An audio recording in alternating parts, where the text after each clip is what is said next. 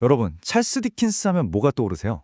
아마 따뜻한 크리스마스나 올리버 트위스트 같은 잊을 수 없는 이야기들, 뭐 그런 거겠죠. 그런데요, 우리가 아는 그 화려한 명성 뒤에 그의 모든 걸 만들어낸 아주 깊고 어두운 비밀이 숨겨져 있었다면 어떨까요? 오늘 바로 그 비밀, 디킨스를 진짜 디킨스로 만든 그 이야기를 시작해 보려고 합니다. 이건 디킨스가 직접 한 말인데요. 한번 들어보세요. 지금은 유명하고 행복하지만 꿈속에선 자꾸 그 시절로 돌아간다. 아니, 모든 걸 다 이룬 사람이 왜 이런 말을 했을까요? 뭔가 있다는 거죠. 명성으로도 행복으로도 결코 지울 수 없었던 그의 영혼에 깊이 새겨진 과거가 말입니다. 자, 그럼 먼저 우리가 아는 디킨스가 어떤 사람이었는지부터 짚어볼까요? 뭐 한마디로 빅토리아 시대의 슈퍼스타였죠. 그의 이야기에 사람들은 열광했고 그의 이름은 그야말로 모르는 사람이 없었습니다. 이게 바로 세상이 기억하면 디킨스의 모습이에요. 생각해보세요. 올리버 트위스트, 크리스마스 캐럴, 진짜 대단하죠. 그의 이름 자체가 거의 뭐 크리스마스의 상징이었으니까요. 근데 바로 이 밝고 희망적인 이미지 때문에 우리가 곧 알게 될 그의 진짜 과거가 더 충격적으로 다가오는 겁니다. 하지만 바로 그 화려함 뒤에는 그가 평생 누구에게도 말하지 못했던 아주 깊고 쓰라린 비밀이 있었습니다. 네, 바로 어린 시절에 겪었던 끔찍한 굴욕의 기억이에요.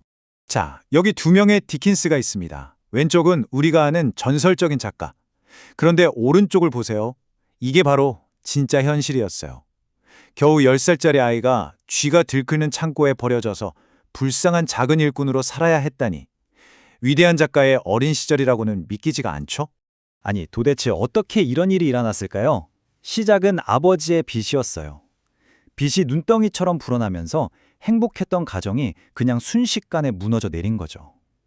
집에 있던 소중한 물건들이 하나둘씩 팔려나가고 결국 아버지는 악명 높은 빚쟁이 암흑에 갇히고 맙니다. 자, 바로 이곳이 디킨스가 평생 숨겨온 비밀의 핵심입니다. 가족을 먹여 살리기 위해서 10살짜리 찰스가 보내진 곳, 바로 어둡고 퀴퀴한 구두약 공장이었어요. 이 장소가 그의 영혼에 평생 지워지지 않는 상처를 남기게 되죠. 일주일 내내 아침부터 밤까지 정말 뼈 빠지게 일해서 번 돈이 고작 6실링이었습니다. 6실링. 이걸로 겨우 빵이랑 치즈 사 먹으면서 버텼다고 해요.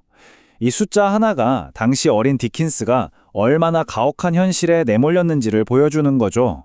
그가 일했던 공장이요? 디킨스가 직접 이렇게 표현했어요. 강가에 있는 허물어져가는 낡은 집, 말 그대로 쥐가 들끓는 곳이라고요. 상상이 가시나요? 어린아이가 매일 아침 가야 했던 곳이 바로 이런 지옥 같은 곳이었다는 게. 거기서 디킨스가 한 일은요, 정말 영혼 없는 반복 작업 그 자체였어요. 구두약 단지를 기름 종이로 덮고 또 파란 종이로 덮고 끈으로 묶고 라벨을 붙이고 이걸 끝도 없이 반복하는 거예요, 하루 종일. 근데 몸이 힘든 것보다 더 끔찍했던 건 바로 지독한 외로움이었어요. 가족이랑 떨어져서 혼자 밥 먹고 혼자 잠자고 텅 빈 거리를 몇 시간씩 헤매고 다녔대요. 가족을 만날 수 있는 유일한 시간은 일요일에 그 차가운 감옥에 찾아가는 것뿐이었죠. 주변엔 학교 친구가 아니라 그냥 거친 노동자들 뿐이었고요.